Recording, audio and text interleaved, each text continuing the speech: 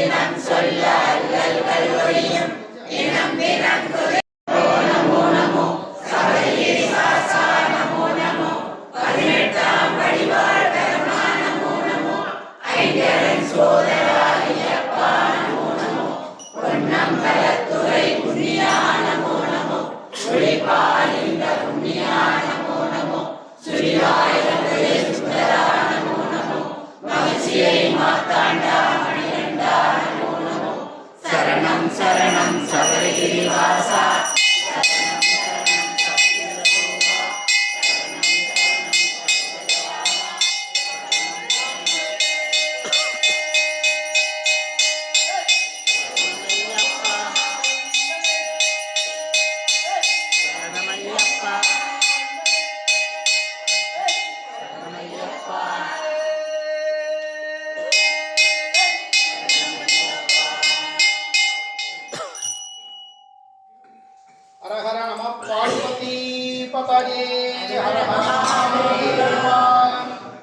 ஓம் சுவாமியே.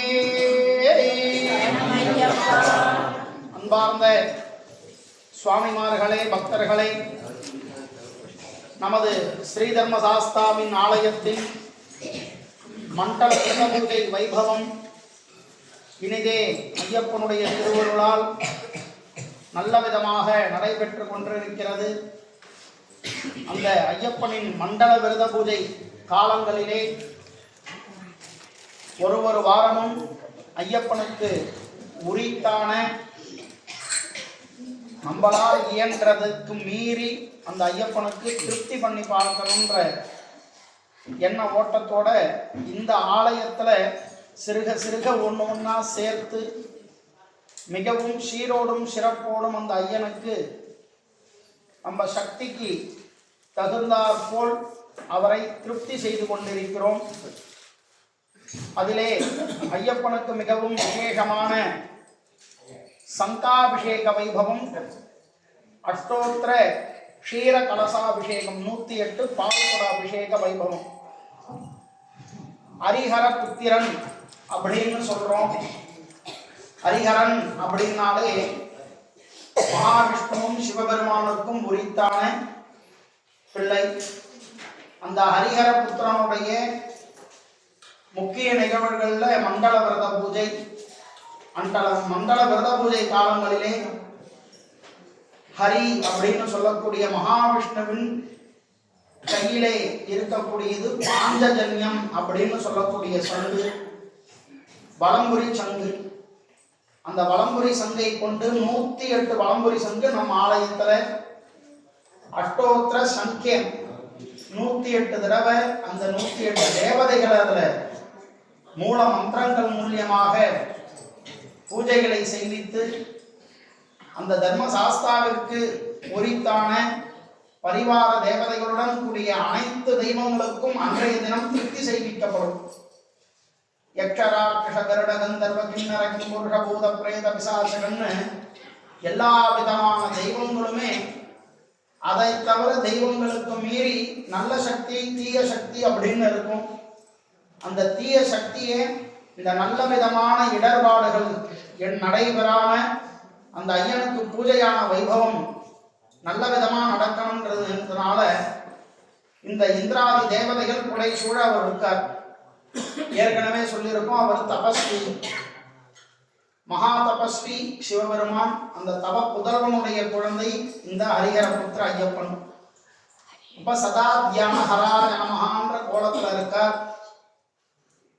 தியானங்களும் பொறுமைகளும் செய்ய செய்ய அதனுடைய வீரியமானது ரொம்ப அதிகரிச்சுட்டே இருக்கும். அப்ப அந்த சுவாமியை குளிர்விக்கணும். அதனை பொருட்டுதான் இந்த 108 கலசாபிஷேகம், 108 சங்காபிஷேகம், 108 பால்குட அபிஷேகம். இந்த மாதிரி அந்த ஐயனை குளிர்விக்கிறது. நிறைய தடவை சொல்லியிருக்கோம். இவர் நிஜரூபம் அப்படின்னா சாஸ்தா அக்னி பிழம்பு. நிஜரூபம்னாலே அவரு அக்னி பிழம்பா இருக்கார். ஜுவாலையாக ஆக ஜலத்தை விட்டோம்னா ஆகும், அணைஞ்சிடும். அதை அணைக்காம பக்குவமா பார்க்கணும். என்னதான் ஜலம் சேர்த்தாலுமே அந்த பிழம்பானது வாழ்க்கை என்ன பண்ணுது, கடலுக்கு நடுவுல தான் இருக்கு, எரிமலை. சாதாரணமா இறைவன் சிருஷ்டியில இருக்கக்கூடிய அந்த அக்னிக்கு அவ்வளோ பெருமை மகத்துவம் இருக்கும் பொழுது அதுவே ஒரு சமயத்துல எப்பயாவது வெடிச்சு பொங்கறது. அவர் அந்த உஷ்ண ஜனித்தத்தை தவிர்க்கிறதுக்காகவே நெய்யபிஷேகமானது இந்த சாஸ்தாவுக்கு செய்யப்படுது. அப்ப எவ்வளோ பெரிய தபஸ்வியா இருந்தா அந்த நெய்யை கொண்டு அபிஷேகம் பண்ணணும். வேற எந்த தெய்வத்துக்கும் சொல்லல.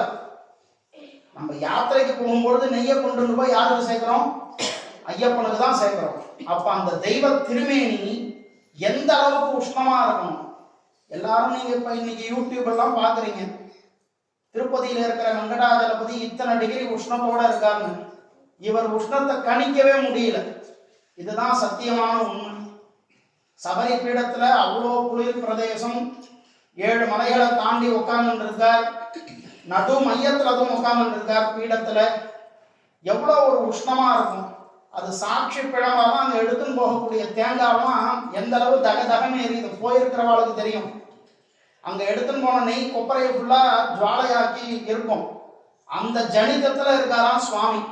அதுல கிட்ட போக முடியுமா? இதுதான் உண்மை.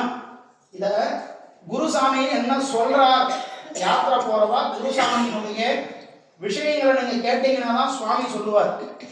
நானும் யாத்திரைக்கு போறேன், நானும் பெருவழி போனேன், சிறுவழி போனேன்னு போயிட்டு வந்துடக்கூடாது. அதனாலதான் குருவின் துணை கொண்டு போகும் பொழுது அவர் ஒரு மலைக்கும் ஒரு அர்த்தம் சொல்லுவார். நம்ம கோவிலே நீங்க படிச்சு வந்தீங்கன்னா தெரியும். அச்சங்கோவில், ஆரியங்காவு, குளத்தைப்புழை, எரிமேலி அப்படின்னு பம்பா நதி முதற்கொண்டு எல்லாமே எழுதி வச்சிருக்கோம். சரங்கொத்தி, மாளிகைபுரம், இது எல்லாமே இருக்கு. ஒண்ணுத்துக்கு ஒரு கதை இருக்கு. அப்ப யாத்திரை போகும் பொழுது அந்த யாத்திரைக்கான சுவாமி அந்தந்த இடத்துல நின்று திருவிளையாடல் பண்ண இடம். கடைசியா அவர் உட்கார்ந்து இருக்கக்கூடிய பீடமானது சபரி பீடம். அப்ப அந்த சுவாமி அவ்வளவு உஷ்ண ஜனிதமா இருக்காருன்னா அவர் எப்படி குளிர்விக்கிறது அப்படின்னா பக்தன். அதனாலதான் அங்க போறவா எல்லாருமே பார்த்தீங்கன்னா சிரமமான ஒரு சூழ்நிலையில இருந்து தான் கிளம்புவோம். ஆனா திரும்பி வரும்பொழுது சத்தியமா சந்தோஷத்தோட தான் நம்ம வருவோம். காரணம் என்ன? அங்க போயிட்டு அந்த ஐயப்பனை பார்த்தா போறோன்ற ஒரே க்ஷணம் தான் நம்மளுடைய மனசுல தோணும். அவரை பார்த்தா ஏதாவது கேட்க தோணுமா? உண்மையான பக்தனுடைய கண்ணில இருந்து வரக்கூடிய ஒரு சொட்டு கண்ணீரமா அவர் கேட்கிறார் காணிக்கையா. நீங்க எதையும் கொண்டு போக முடியாது, எதையும் அவர் பாதார விந்தத்துல சமர்ப்பிக்க முடியாது. ஆனா அந்த கண்ணீர் அந்த இடத்துல அந்த பூமியில தான் விழும். அது அவனை சேர்ந்தது. அதுக்கான பலன் வீட்டுக்கு வரதுக்குள்ள சத்தியமா கிடைக்கும். அதே தான் இங்கேயும் இந்த பீடத்துல இந்த படியில அந்த சக்தி இருக்கு. கும்பாபிஷேகத்தப்ப எல்லாத்தையும் மாற்றணும். இந்த ஆலயத்துல இந்த படியை தொட முடியல. இந்த படிக்கிட்ட நெருங்கும் பொழுது வேலை செய்யற ஆட்கள் முதற்கொண்டு அவ்வளோ சோதனை, அவ்வளோ மிரட்டல்கள் நடந்தது. அதனாலதான் யாரையுமே உள்ள விடாம இந்த திருப்பணியான வைபவம் செய்ய முடிஞ்சது. எல்லாரையும் வேலை நடக்கும் பொழுது அழைச்சிட்டு வந்து காட்டலன்னு ஒரு சிலருக்கும் குறையும் இருந்தது. திருப்பணி நடக்கும் பொழுது ஏன் விடலை அப்படின்னா, மற்ற தெய்வங்கள் பால ஆலயத்துல இருந்தாலும் இந்த இடத்தை பொறுத்த வரைக்கும் இந்த 18 திருப்படிக்குள்ள சக்தியானது அவ்வளோ மகத்துவமான ஒரு சக்தி. எத்தனை வருஷ காலமா நீங்க பாக்குறீங்க இந்த படிப்பூஜை நிகழ்வு. அப்போ ஒரு தடவை நாம காலையில இருந்து விளையாட்டுக்கு நீங்க வாசல்ல இருந்து ஒரு கூழாங்கல் ஏதோ ஒரு கல்லை எடுத்து வச்சு உங்களுக்கு தெரிஞ்ச நாமத்தை ஒரு நாள் சொல்லிடுவாங்க. ஒரு வருஷத்துக்கு அப்புறம் அந்த கல்லுக்கான சக்தி உங்கள்கிட்ட பேசும். உங்க சுத்தி இருக்கிற எல்லாருக்கும் அந்த உணர்வை கொடுக்கும். அதுதான் இயற்கையினுடைய ஒரு பெரிய அற்புதமான அபரிமிதமான சக்தி. ஆன்மீகத்தை உணரத்தான் முடியுமே தவிர யாரும் கையை பிடிச்சி இதுதான் நிஜம் பாரு அப்படின்னு காட்ட முடியாது. ஆனா கலியுகத்துல கைவிட்டு சொல்லி இந்த ஐயப்பனை பாரு, இது நிஜம், இதை நீ பார்க்கலாம் உணரலாம்னு குருசாமி கையை பிடிச்சு கொண்டு போய் நம்மளை காட்டுறாரு. இங்கேயே இந்த படி ஏறவாளுக்கு தெரியும். இந்த 18 படி ஏறும் பொழுது உங்களை மறந்துதான் ஏறுவீங்க. விரதத்தினுடைய பலன் அதுதான். உங்களுடைய கவனம் முழுக்க ஐயப்பன்ட்ட இருந்ததுன்னா அவர் செய்விக்க வேண்டியது எல்லாத்தையும் சத்தியமா செய்வார். அதனாலதான் சத்தியமான பொண்ணு 18ஆம் படி அப்படின்றோம். சத்தியமான பொண்ணு 18ஆம் படியை தாண்டி அவர் உட்கார்ந்து இருக்கார். அப்ப அந்த சபரி பீடத்துக்கு நிகராக நம்ம ஆலயத்துல சங்காபிஷேக வைபவத்துல தங்களுடைய திருக்கரங்களால ஐயப்பன்ட்ட எடுத்து கொடுக்கும் பொழுது நீங்க எதுவுமே கேட்க தேவை. சாமியே சரணம் ஐயப்பா, அந்த சரண கோஷத்தை தான் கேட்கிறார். கையால நீங்க அதை சொன்னாலே போறோம், தேவையான அனைத்தும் கொடுத்துடுவார். வீட்டுக்கு போயிட்டு ஆதரடா இதை கேட்க மறந்துட்டோமே, இதை விட்டுட்டோமே அப்படின்ற எண்ண கோட்பாடே வேண்டாம். நீங்க என்ன தேவையோ அதை கண்டிப்பா கொடுத்துடுவார். ஆகையால அந்த சங்காபிஷேக வைபவம் தொடர்ந்து வரக்கூடிய டிசம்பர் மாதம் 21ஆம் தேதி சஷ்டி திதியுடன் கூடிய விசேஷமான தினம் காலையில 108 வலம்புரி சங்காபிஷேக வைபவம். அதனைத் தொடர்ந்து அன்றைய தினம் படிபூஜை நிகழ்வு, படிக்கான அபிஷேகங்களும் நடைபெற உள்ளது. அன்றைய தினம் காமாட்சி அம்பிகை சன்னதியில் இருக்கக்கூடிய பஞ்சமி தினத்துடன் சஷ்டி திதியும் சேர்ந்து வருவதனால மகாமேருவிற்கும் பூஜையான வைபவங்களும் நடைபெற உள்ளது. ஆகையால் பக்தர்கள் அன்றைய தினம் அவசியம் இந்த பாஞ்சஜன்யம் அப்படின்னு சொல்லக்கூடிய சங்காபிஷேக வைபவத்துல கலந்துக்கோங்க. எல்லாம் வல்ல மகாவிஷ்ணு சுரூபமா இருக்கக்கூடிய அந்த 108 சங்கையும் ஸ்ரீதர்ம சாஸ்தாவின் திருமேனியிலே அபிஷேகம் செய்வித்து பிரசாதங்கள், தீர்த்த பிரசாதங்கள் வழங்கப்படும். ஆகையால் அன்றைய தினம் தவறாமல் நமது சுவாமிமார்களுக்கு தெரிந்த உற்றார் சுவாமிமார்கள் அனைவரையும் ஐஷன் வந்து இந்த பூஜையினை பங்கு கொண்டு எல்லாம் வல்ல ஸ்ரீதர்ம சாஸ்தாவின் சங்காபிஷேக திருவுருளை பெற்றுமாறு அன்புடன் கேட்டுக்கொள்கிறோம். அன்றைய தினம் 108 சங்காபிஷேக வைபவத்துல வரும்பொழுது அந்த சங்கனுடைய தன்மையை பத்தி கண்டிப்பா சொல்லப்படும். சங்கனுடைய தன்மை பாஞ்சஜன்யம் அப்படின்னா என்ன, வலம்புரி சங்குன்னா என்ன, இடம்புரி சங்குன்னா என்னன்ற விவரங்கள் அன்றைய தினம் சொல்லப்படும். ஆகையால காரி ஆலயத்துல இன்னும் ஒரு 50 சங்கு மட்டும்தான் இருக்கு. உங்க திருக்கரங்களால் அபிஷேகம் பண்றதுக்கு பதிவினை செய்து கொண்டு அரிய வாய்ப்பினை நழுவ விடாமல், சுவாமிமார் மட்டும்தான்றது கிடையாது, யார் வேணாலும் நீங்க 2 சங்கு கொடுத்தீங்கன்னா 2 சங்குக்கான பலன் கிடைக்கும், 1 சங்கு கொடுத்தீங்கன்னா 1 சங்குக்கான பலன் கிடைக்கும்.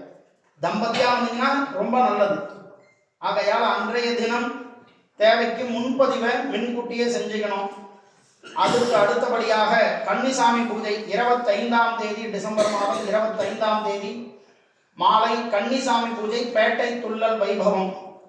ரொம்பவும் சீரோடும் சிறப்போடும் ஐயப்பன் குதூகலமா இருக்கக்கூடியது. யார் குதூகலமா இருப்பார்னா கருப்பண்ண சுவாமிவெல்லாம் குதூகலமா இருப்பார். ஐயப்பன் உக்ர ஜனிதமா இருப்பார். அந்த இடத்துல ரொம்ப வேகம் அதிகமா இருக்கும்.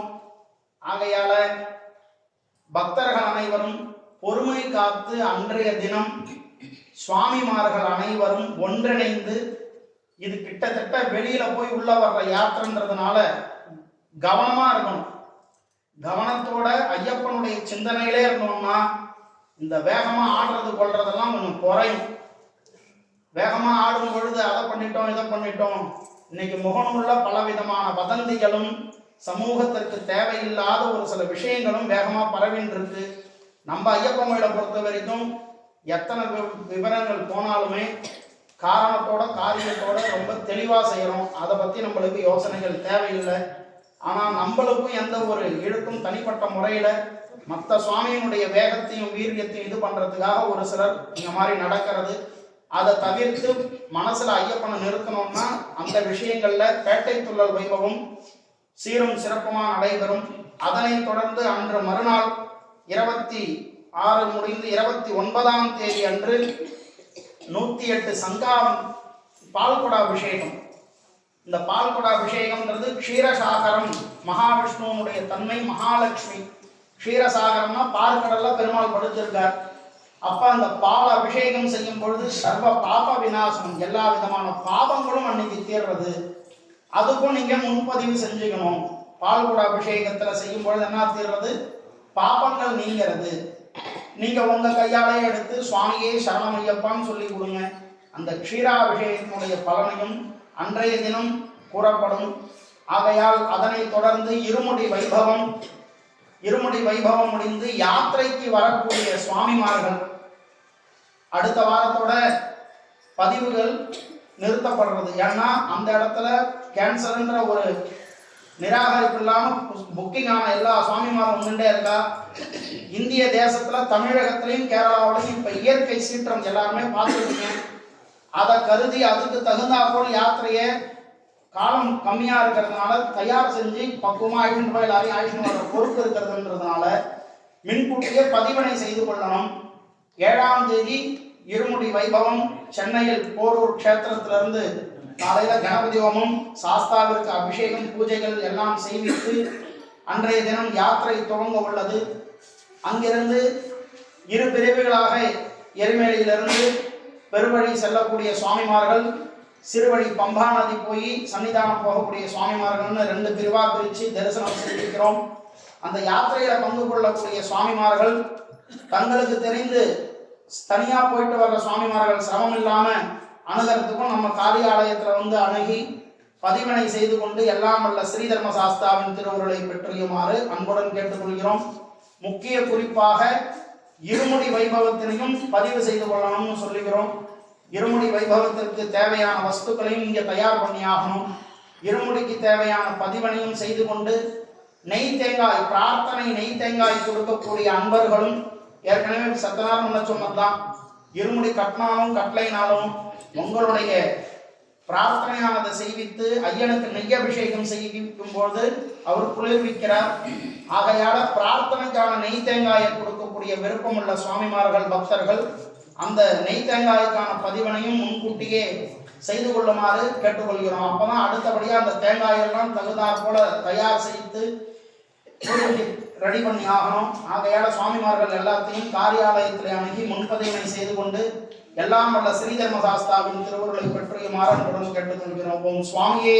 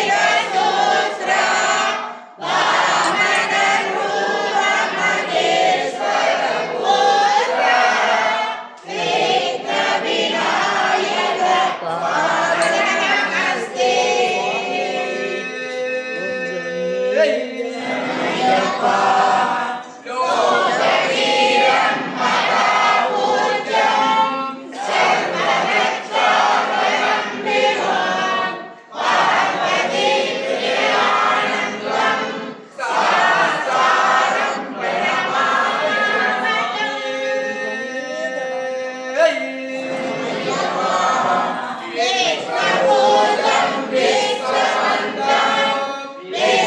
विश्वसम्भूतिं सुतं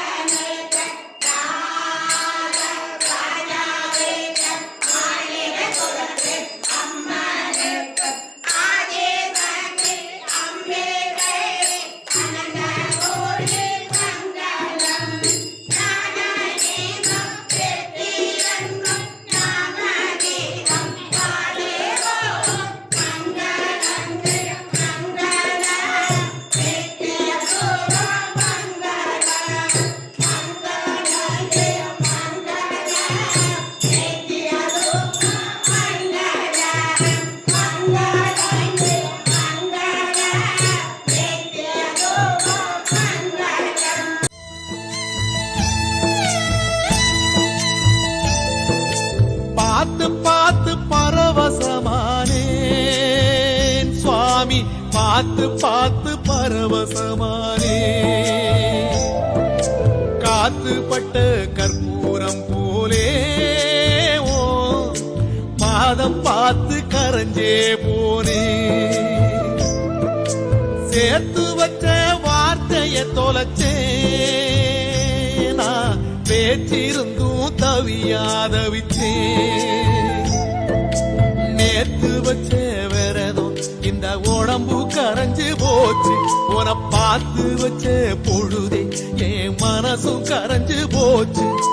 நேத்து வச்ச விரதம் இந்த உடம்பு கரைஞ்சு போச்சு. உன பார்த்து வச்ச பொழுதே என் மனசும் கரைஞ்சு போச்சு. பார்த்து பார்த்து பரவசமானேன் சுவாமி, பார்த்து பார்த்து பரவசமானேன். பார்த்து பார்த்து பரவசமானே என் சுவாமி, பார்த்து பார்த்து பரவசமானே.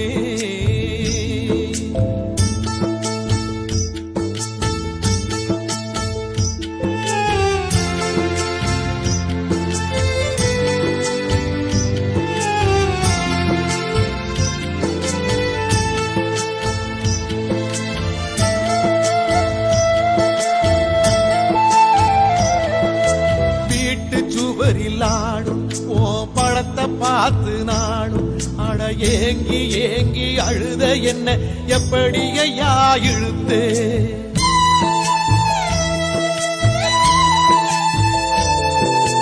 காட்டுக்குள்ளே குழந்தை நீ எப்படி இங்கே இருந்த என கூட்டி வந்து நடதோறந்து குறு குறுன்னு சிரிச்சே. ஓ சிரிப்ப பார்த்து சிந்தை சிதறி போச்சு. அது பணியில் உடைச்ச செதறு காயாச்சு. ஏன் நாக்க சுழட்டி சுழட்டி நல்ல சரணம் போட மறந்தேன். அந்த மேற்கு வாரம் போல இங்கே அழுது சிவந்து கிடந்தேன். பார்த்து பார்த்து பரவசமானே என் சுவாமி, பார்த்து பார்த்து பரவசமானே. பார்த்து பார்த்து பரவசமானே என் சுவாமி, பார்த்து பார்த்து பரவசமானே.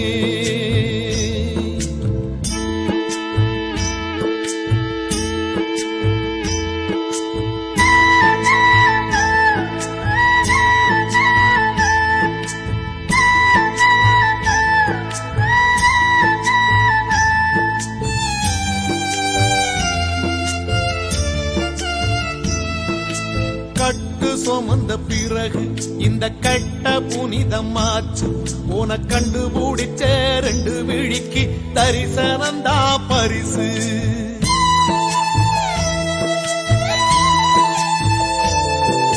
மாலை கேட்ட எனக்கு நல்ல சோல கிடைச்சு போச்சு. 40 நாள் உழைச்சதுக்கே கடவுளோட பேச்சு. ஒரு மந்திரத்தில் மாங்கா கிடைச்ச கதையா நான் கேட்ட உடல் கிடைச்சிட்டியே ஐயா. அந்த பம்பை யாத்து மீனா ಯಾಕೋ ನಿವಾಸ ಅಯ್ಯಪ್ಪ ಶ್ರೀ ಶಬರೀಶ ಅಯ್ಯಪ್ಪ. ಯಾಕೋ ನಿವಾಸ ಅಯ್ಯಪ್ಪ ಶ್ರೀ ಶಬರೀಶ ಅಯ್ಯಪ್ಪ. அடிக்கடி சொல்லும் திருநாமம் ஐயப்பன் திருநாமம். நாமும் அடிக்கடி சொன்னால் வாழ்வினிலே ஐயப்பன் அருள் கூடும். உன் பேர் சொல்ல சொல்ல உற்சாகம் பிறக்கிறதே ஐயப்பா. குந்தனுக்குள்ளே ஏதேதோ சக்தி இருக்கிறதே ஐயப்பா. யாக்கோ நிவாச ஐயப்பா ஸ்ரீ சபரீச ஐயப்பா. யாக்கோ நிவாச ஐயப்பா